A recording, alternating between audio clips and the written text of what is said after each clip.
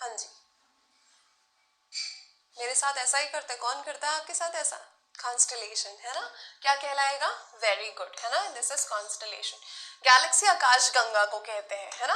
आ जाओ, अब यहां से शुरू होता है, one who does something not professionally but for pleasure. एक ऐसा व्यक्ति जो कोई काम करे प्रोफेशन के लिए नहीं बल्कि शौक के लिए, है ना? तो शौकिया तौर पे काम करने वाला व्यक्ति क्या कहलाएगा? जल्दी से बता दो। उसको हम प्रोफेशनल बोलेंगे, डज नॉट प्रोफेशनल लिखा है तो ऑब्वियसली प्रोफेशनल तो होगा ही नहीं, हम हटा सकते हैं इसको, है ना? क्या हो जाएगा देखो जरा। अरे भाई, हाँ जी, वेरी गुड। इमैच्योर, मैच्योर और अमेचर, है ना? यहां पर देखो, सबसे पहली बात, नॉट प्रोफेशनल लिखा है तो प्रोफेशनल वाला ऑप्शन तो मैंने वैसे ही हटा दिया।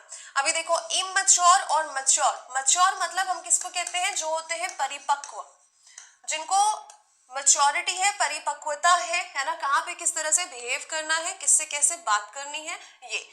इमैच्योर मतलब अपरिपक्व बोल सकते हैं, जिनको नहीं पता है, अपरिपक्व, ठीक है? तो ये दोनों एक दूसरे के क्या हो गए? उल्टे हो गए। मैच्योर का उल्टा इमैच्योर, इम लग गया, प्रीफिक्स आ गया इम, मतलब कि ये उल्टा बताएगा इसका, ठीक? अमेचर इज द पर्सन जो किसी काम को शौक के आधार पर करता है ना? शौक के हिसाब से करता है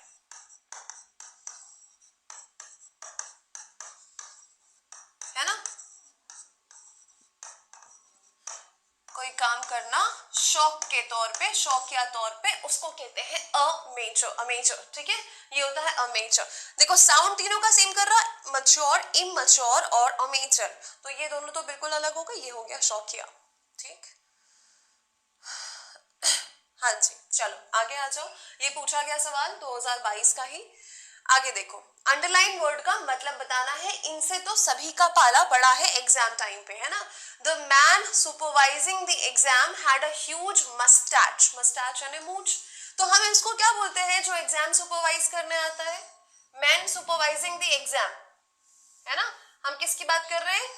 जो एग्जाम हॉल में आता है एग्जाम सुपरवाइज करने, एग्जामिनर होगा, इन्विजिलेटर होगा, क्यूरेटर होगा या कंट्रोलर होगा।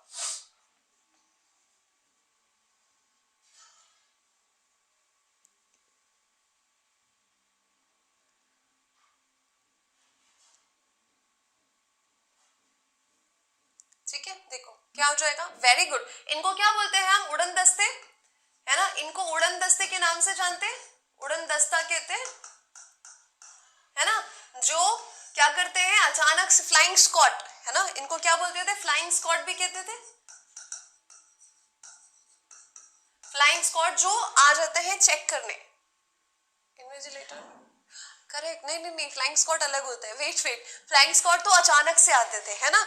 इन्विजिलेटर जो एक्चुअली सुपरवाइज करता है, वो एग्जामिनर नहीं, एग्जाम नहीं ले रहा है, इन्विजिलेट कर रहा है, देख रहा है कि एग्जाम सही तरीके से हो, है ना? सब कोई चीटिंग वीटिंग ना करे, सब तरीके से प्रॉपर तरीके से एक प्रोटोकॉल फॉलो करके हो। उड़न दस्ता, फ्लाइंग स्क्वाड, ये जो अचानक से आते थे, नहीं, है ना? ये आंसर है। बट फ्लाइंग स्क्वाड, अगर आपने 10th 12th के बोर्ड एग्जाम्स दिए हैं तो आपको पता है कि अचानक से ये लोग आते थे देखने, कहीं मतलब जैसे मान लो सही हो रहा कि नहीं, कहीं ऐसा तो नहीं कि चीटिंग हो रही है ना? कुछ गड़बड़ है, यस। चलो, बाकी सब एग्जामिनर, एग्जाम लेने वाला हो गया। क्यूरेटर यानी जो म्यूजियम की रखवाली करता है ना? क्यूरेटर कौन होता है? जो म्यूजियम की देखभाल करता है, ठीक? चलो, कंट्रोलर जो रूल्स रेगुलेशंस के एग्जीक्यूट होने को देखता है ना? Thing that directs regulates something, controller वो होता है चीजों को कंट्रोल करने वाला, थिंग्स को, रूल्स को कंट्रोल करने वाला, ठीक है? चलो आ जाओ। A speech made without preparation, है ना? कि आप गए अचानक से, आपको कोई टॉपिक मिला और आपको उस पर कहना है। अक्सर ऐसा होता है जब ग्रुप डिस्कशंस की बात हो, या फिर ऐसे तात्कालिक भाषण जिसको हम कहते हैं, है ना? तात्कालिक भाषण, ठीक है, यस। जो आप गए, आपको नहीं पता है आपको कौन सा विषय मिलने वाला है, अचानक से कोई विषय दिया गया और आपको कहा गया कि अब इस पे आप बोलिए, इसको कहते हैं हिंदी में तात्कालिक भाषण। कि आपको तत्काल कोई टॉपिक दिया और आपको बोला गया कि इस पे बोलिए। अब उसको इंग्लिश में क्या कहते हैं ये बताइए? डेलिबरेशन, रेटोरिक, या स्पॉन्टेनियस, या फिर एक्सटेम्परी। एक्सटेम्पोर नहीं बोलते इसको, अगर आप लोग उसका साउंड एक्सटेम्पोर बोलते हो तो गलत बोलते हो, एक्सटेम्प्री होता है। ये क्या होता है? एक्सटेम्प्री, समझे? हाँ जी, ध्यान से देखो। सबसे पहली बात, जो तात्कालिक भाषण है उसका आंसर है ये एक्सटेम्परी, बिना प्रिपरेशन के जाना, कोई टॉपिक मिला उस पे बोलना, without preparation a speech made on, तो ये होता है तात्कालिक भाषण।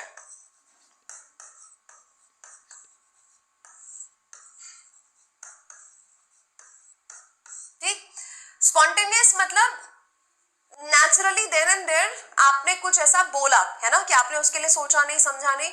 देखो, स्पॉन्टेनिटी अलग चीज होती है और भाषण देना अलग चीज होता है ना। दोनों में ये चीज कॉमन है कि आप तैयार नहीं है, आपने अब जैसे आपको टॉपिक मिला, आपने बोला, है ना, पर टॉपिक मिला तो थोड़ा प्रोसेस किया ना अपने दिमाग में, वहां पे फिर बोला आपने। अब स्पॉन्टेनिटी क्या होता है कि बिल्कुल इंस्टिंक्टिव, मतलब कोई एक्शन हुआ, कुछ हुआ और आपने वैसा रिएक्ट किया, तो वो नेचुरली आपने किया, उसके लिए सोचा या समझा या प्लान नहीं किया, उसको कहते हैं स्पॉन्टेनिटी। ठीक है, हाँ बिल्कुल होगी, कौरव सर की क्लास क्यों नहीं होगी। ठीक, चलो। रेटोरिक मतलब इंप्रेसिव स्पीच को कहते हैं, है ना, बहुत अच्छे से बोली गई स्पीच रेटोरिक, जिसका आप चाहते हैं कि इंपैक्ट पड़े सुनने वाले पे, प्रभाव पड़े सुनने वाले पे। ठीक है।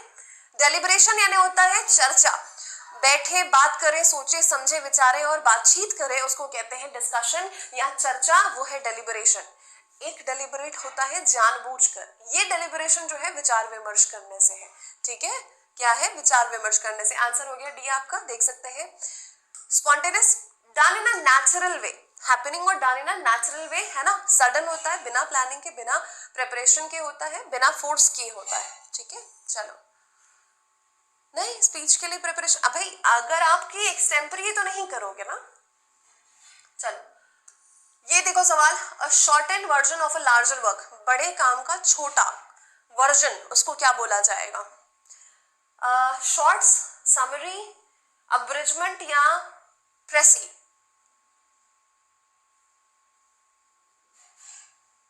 बेटा रिटोरिक तो बता अमृता, ये देखो, ऐसी स्पीच जो आप इस तरह बोलना चाह रहे हो कि ना, intended to be effective and influence people, कि आप आए, आपने कुछ इस तरह का आपने भाषण दिया या इस तरह की कोई बातें बोली, जरूरी नहीं मंच पे आकर ही, आपने कुछ इस तरह की बातें बोली कि आपके उन बातों को बोलने का इंटेंशन है कि आपसे लोग इंप्रेस हो, इस बात का लोगों पर, सुनने वाले पर प्रभाव पड़े, तो आप उस तरीके से बातों को बोलते हैं, है ना, वो रेटोरिक होता है।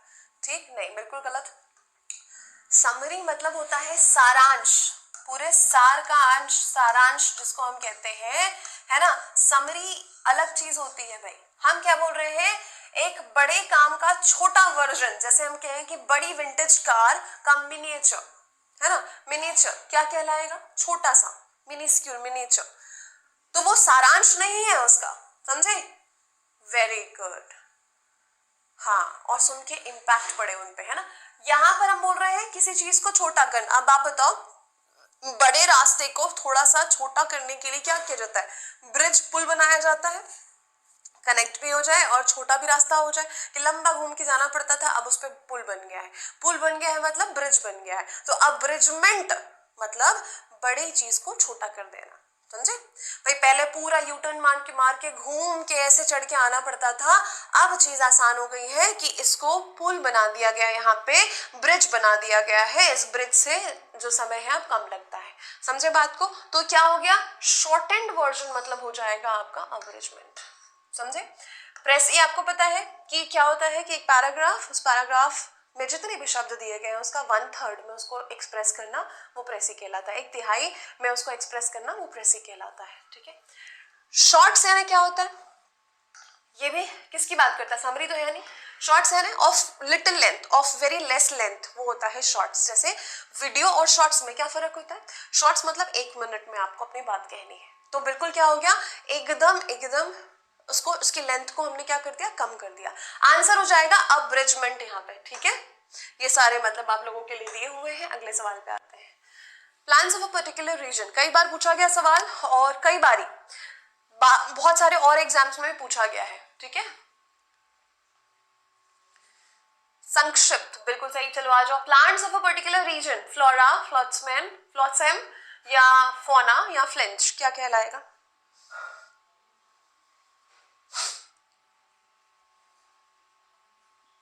किसे कहेंगे?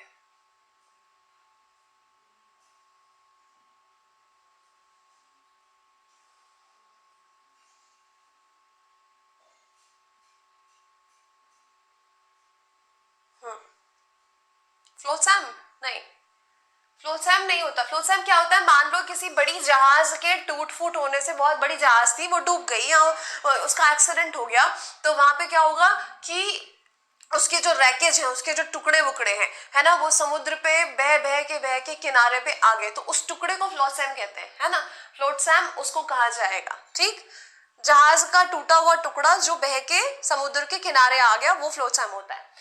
अब आप पे आ जाओ फ्लिंच पे। फ्लिंच मतलब क्या होता है कि नर्वस थे, बहुत घबराए हुए थे, इसलिए आपने कोई काम कर दिया, है ना, द रिएक्शन, आपने वो रिएक्शन क्यों दिया, बिकॉज आप एकदम से घबरा गए थे, पैनिक हो गए थे, नर्वस हो गए थे, डर गए थे, तो आपसे वो काम हो गया, वो वाली बात, उसको कहते हैं फ्लिंच, कि नर्वस होने के बाद या डरने की वजह से कोई ऐसा काम आपने कर दिया, है ना। तो किसके प्रेशर में, प्रेशर, अंडर प्रेशर थे आप, फियर, और आपको क्या थी, नर्वसनेस थी। ठीक, फोना और फ्लोरा, फ्लोरा हम किसकी बात कर रहे हैं, प्लांट्स की बात कर रहे हैं, तो प्लांट्स मतलब फ्लोरा होता है, फोना यानी वहां के एनिमल्स,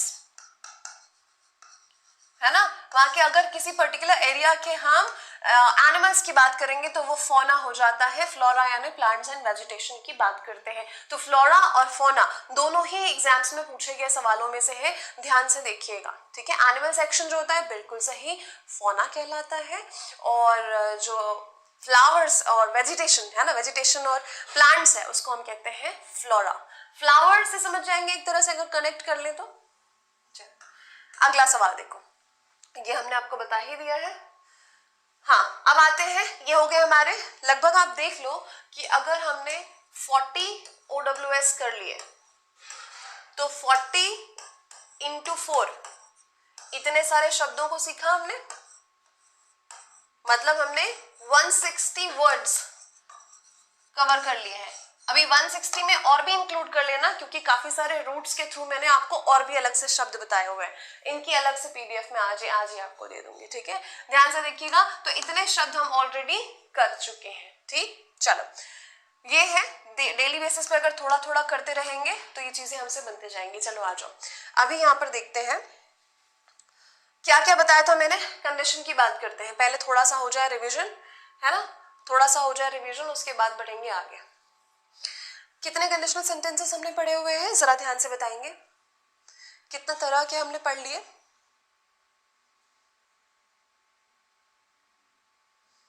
वन वर्ड सब्स्टिट्यूशन, अभिषेक नए हैं क्या क्लास में? ठीक ठीक है, ठीक ठीक, आ जाओ। हाँ, इसके बाद करते हैं ना, एक मिक्स्ड क्वेश्चन की प्रैक्टिस करनी है, तो चलो ठीक है, करवाते हैं। इसके बाद हम सोच रहे थे वॉइस करा दें आपको, है ना, वॉइस करके फिर एक मिक्स क्वेश्चन की कर लेंगे प्रैक्टिस।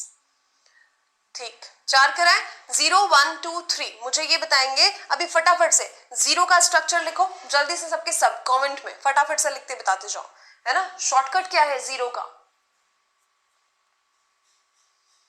अरे भैया करवाया जाएगा, पहले पूरा थोड़ा कंप्लीट तो हो जाए, फिर करवाया जाएगा रिवीजन भी। अच्छा, एक काम करते हैं, इस फ्राइडे एक टेस्ट रखते हैं। ठीक है, इस फ्राइडे मैं आपको पहले बता दे रही हूँ, एक टेस्ट रखते हैं हम। अभी तक जितने भी चैप्टर्स हो चुके हैं उसका एक मिसलेनियस टॉपिक्स हो चुके हैं। फर्स्ट फॉर्म, वर्ब का फर्स्ट फॉर्म, फर्स्ट फिफ्थ, ठीक, बहुत बढ़िया, very good.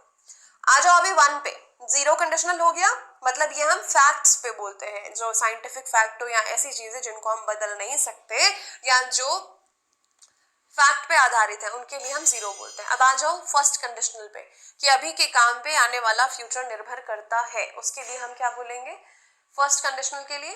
Very good Ritvika, amazing. If plus SP plus SF, बहुत बढ़िया, वेरी गुड। ये है पढ़ने वाले बच्चे जो एकदम आंसर कर रहे हैं, इनको चीजें इधर जा चुकी हैं, बहुत बढ़िया।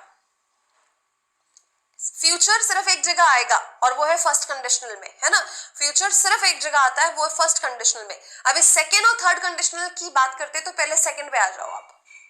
सेकेंड बोले तो वर्ब का सेकेंड फॉर्म होगा, सिंपल सी बात है। थर्ड बोले तो वर्ब का थर्ड फॉर्म कंपल्सरी है दोनों पार्ट्स में। आ जाओ जल्दी से, सेकेंड कंडीशनल और साथ में मुझे बता दो आप थर्ड कंडीशनल, जल्दी से बोलो। पंकज कुमार, आपको क्लास पे जुड़े कितना वक्त हो चुका है?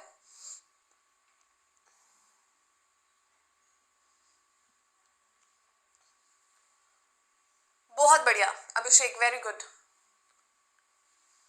सिंपल बात, सेकंड कंडीशनल कहने का मतलब है कि यहाँ पे वर्ब का सेकंड फॉर्म आएगा इफ वाले क्लॉज के साथ में, है ना? ओके, बहुत बढ़िया। और वुड कुड के साथ वर्ब का first form, very good very good. Second में सेकंड, ओके ग्रेट। चलो थर्ड कंडीशनल की बात करें। थर्ड कंडीशनल की बात करें तो क्या हो जाएगा?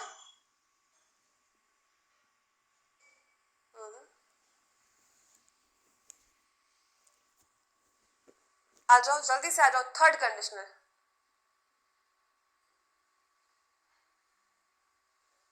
आज से ही पढ़ रहे हो पंकज, बताओ कैसे समझ में आएगा? आप कब आ रहे हो? जब लगभग 2 महीने हो चुके हैं बैच को, है ना? तो आप अगर 50 क्लासेस के बाद में आओगे तो कैसे समझ में आएगा? पहले तो आपको पूरा बैकलॉग क्लियर करना पड़ेगा, है ना? या तो आपको कोई ऐसी फ्रेश बैच लेनी चाहिए थी जो अभी स्टार्ट हो रही है, जैसे कल स्टार्ट हो रही है एक फाउंडेशन की बैच मेरी, है ना? कल सुबह 8:30 से 10 पहला दिन रहेगा फाउंडेशन की बैच का, है ना? बहुत बढ़िया, वेरी गुड, पास परफेक्ट, हाँ वेरी वेरी वेरी गुड, है ना? तो यहाँ पे वर्ब का थर्ड फॉर्म और उसके बाद में हमने बात कर ली पास परफेक्ट इधर रहेगा, उधर would could should have plus V3, तो V3 रहेगा बेटा, बोर्ड पे लिख के मैं बहुत बार बता चुकी हूँ, ठीक है?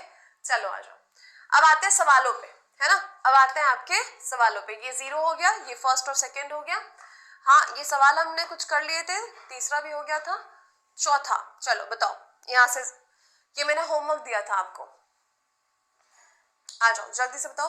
हैड के बाद V4 नहीं आएगा अंजलि। आर्यन बहुत बढ़िया, है ना? चलो यहाँ पे देखो, ये क्वेश्चन है, if the temperature has reached 0 degree Celsius water freezes, क्या आंसर होना चाहिए इसका आपके हिसाब से? क्या गलती है इस वाक्य में? कौन सी? नहीं नहीं नहीं, 4 से थी, वो आगे बढ़ गई थी फाउंडेशन की क्लास, वो 9 तारीख से मतलब कल से शुरू हो रही है, ठीक है?